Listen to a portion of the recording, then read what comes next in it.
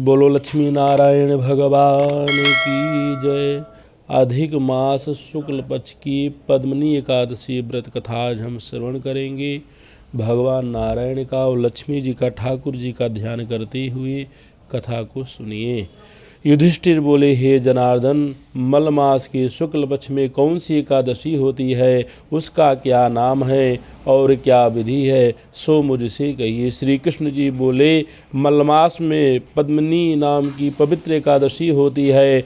यत्न पूर्वक उसका उपवास वह पद्य नाम के पूर्व को पहुंचा देती है। मलमास की एकादशी पवित्र और पाप को दूर करने वाली कही गई है। उसका फल ब्रह्मा जी भी नहीं कह सकते। प्राचीन समय में ब्रह्मा जी ने पद्मिनी के उत्तम व्रत का विधि पूर्वक नारद जी से वर्णन किया है। यह पापों का नाश करने वाला और भक्ति मुक्त को देने वाला है। हे राजन, दशमी के दिन नियम करे, कासे के वासन में भोजन मांस मसूर चना कोदो शहद पराया अन्न ये दशमी के दिन वर्जित है।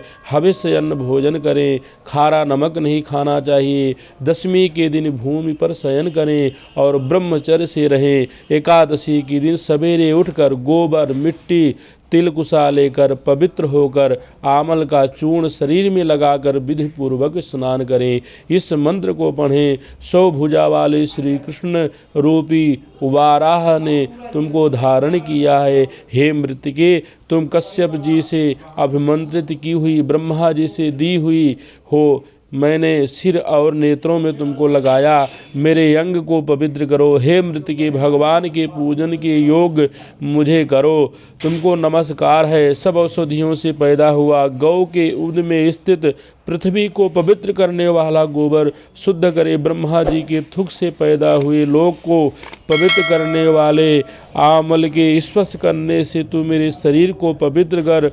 तुमको नमस्कार है। हे देवताओं के देवता, हे शंख चक्र गदा धारण करने वाले, हे जगन्नाथ, हे विष्णु, तुझको तीर्थ में स्नान करने की आज्ञा दीजिए।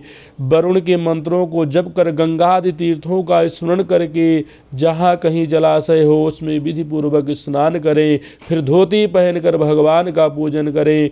विधि पूर्वक संध्या करके दें और पितरों का तर्पण करें। एक मास से स्वर्ण की बनाई हुई राधा कृष्ण की मूर्ति, महादेव पार्वती की विधि पूर्वक पूजा करें। कलश के ऊपर तांबे अथवा मिट्टी के पात्र में उत्तम वस्त्र रखकर सुगंधित करके देवता को स्थापित करें।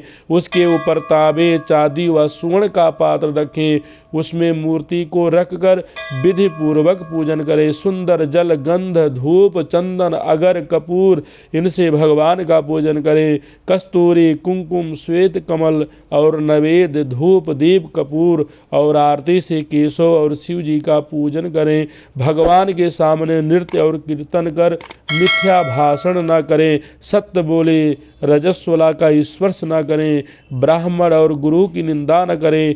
वैष्णव को संग लेकर ठाकुर जी के सामने कथा सुने। मलमास के शुक्ल पक्ष की एकादशी में पानी न पिए अथवा इस व्रत में जलपान व दूध पीकर रहना चाहिए और कुछ नहीं खाना चाहिए। रात में कीर्तन और बाजे बजाकर जागरण करना चाहिए। रात के प्रथम पहर पूजा में गोला रखकर अर्घ देना चाहिए। दूसरे में श्रीफल से, तीसरे में बिनौरे से, चौथे पहर में सुपारी से अर्घ देना चाहिए। विशेष करके नारंगी से पूजन करना उचित है। प्रथम पहर में जागरण से अग्निष्टोम यज्ञ का पुण्य होता है। दूसरे प्रहर में वाजपेय का, तीसरे प्रहर में अश्वमेघ का और चौथे प्रहर में राज सूर्य का फल मिलता है। इससे अधिक न कोई पुण्य है, न यज्ञ है, न कोई तपस्या है। जो प्रसन्नता से पद्मिनी एकादशी का व्रत करता है उसने सब व्रत कर लिए हैं। यहाँ मैं एक सुंदर कथा तुमसे कहूँगी। कार्तवीर द्वारा जेल में कैद हुए रावण को पुलस्त मुनि ने राजा से कहकर छुड़ा दिया। इस आश्चर्य को सुनकर नारद जी पुलस्त मुनि से पूछने लगे कि इंद्र समेत सब देवता जिस रावण ने जीत लिए उस रावण को कार्तवीर ने कैसे जीत लिया। तब पुलस्त मुनि बोले, हे वत्स, मैं कार्तवीर की उत्पत्ति तुमसे कहूँगा, तुम सुनो। त्रेता युग में महिष्मतिपुरी में हयो के कुल में कार्तवीर्य नाम का एक बड़ा राजा पैदा हुआ। उस राजा के 1000 रानियां थी, परंतु उनमें से किसी के पुत्र नहीं हुआ। उसने देवता, पितृगण और बड़े बड़े सिद्धों का पूजन किया और व्रत भी किए, परंतु पुत्र नहीं हुआ। राजा ने मन में विचार किया कि तपस्या करने से इच्छा पूरी होती है। यह सोचकर वह राज्य को मंत्री को सौंप कर तप करने चला गया। राजा हरिश्चंद्र की पुत्री पद्मिनी उस राजा की रानी थी। वह भी अपने पति के साथ गंधमादन पर्वत पर चली गई। राजा ने 10,000 वर्ष तपस्या की और उसके शरीर में हड्डी और चमड़ा रह गया।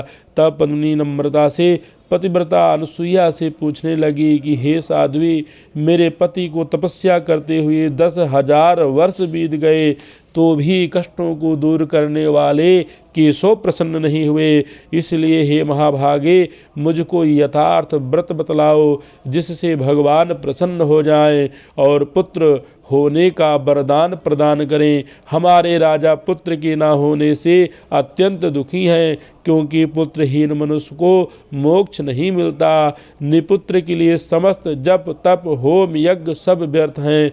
ऐसे पुरुष के पुरखे श्राद्ध तर्पण आदि ग्रहण नहीं करते और कष्ट पाते हैं। अतः ऐसा व्रत बतलाइए जिससे श्रेष्ठ चक्रवर्ती पुत्र पैदा हो। पद्मिनी रानी की बात सुनकर पतिव्रता अनुसुईया प्रसन्न होकर बोली, हे सुश्रू, यह मलमास 12वें महीने में अधिक श्रेष्ठ होता है। यह 32 महीनों में आता है। इसमें परमा और पत्नी नाम की 2 एकादशियाँ होती हैं। उनका व्रत करके विधिपूर्वक जागरण करना चाहिए। इनके करने से पुत्र देने वाले भगवान शीघ्र प्रसन्न होंगे। यह कहकर अनुसुईया ने व्रत की विधि उसको समझा दी। उसे सुनकर पुत्र होने की कामना से सब विधि को किया। व्रत पूर्ण होने पर केशव भगवान शीघ्र प्रसन्न हो गए। गरुड़ ध्वज भगवान बोले कि हे सुंदरी, वर मांग। यह सुनकर पत्नी प्रसन्न होकर बोली कि मेरे पति को बहुत बड़ा वरदान दीजिए। भगवान बोले कि हे भद्रे, तुमने मुझे प्रसन्न कर लिया है। जैसा मलमास मुझे प्यारा है वैसा दूसरा नहीं है। इसमें एकादशी मुझको विशेष प्रिय है। हे सुंदरी, तुमने विधि पूर्वक एकादशी का व्रत किया है, इससे मैं तुम पर प्रसन्न हो तुम्हारे पति को इच्छा अनुसार वर दूंगा। यह कहकर संसार का दुख हरने वाले भगवान राजा से बोले, हे राजेंद्र, अपनी इच्छा अनुसार वर मांग लो। रानी ने तुम्हारी कामना सिद्ध होने के लिए मुझसे प्रसन्न कर लिया। विष्णु का वचन सुनकर राजा प्रसन्न हो गया। जिसको सब लोग नमस्कार करें ऐसा बड़ा भुजाओं वाला पुत्र मांगा। राजा के ऐसे कहने पर बहुत अच्छा कहकर भगवान अंतर ध्यान हो गए। राजा भी रानी समेत हृष्ट पुष्ट और प्रसन्न हो गया। स्त्री पुरुषों से युक्त अपने नगर में आ गया। पद्मिनी के बड़ा बलवान कार्तवीर्य नामक पुत्र हुआ।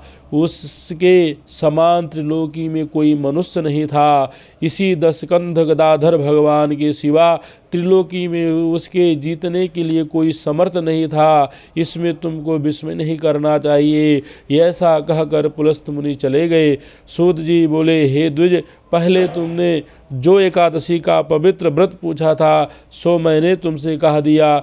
जो मनुष्य इसकी सब विधि को सुनेंगे वह पुण्य के भागी होंगे, और जो सब कथा को पढ़ेंगे सुनेंगे वह वैकुंठ को जाएंगे। बोलो लक्ष्मी नारायण भगवान की जय।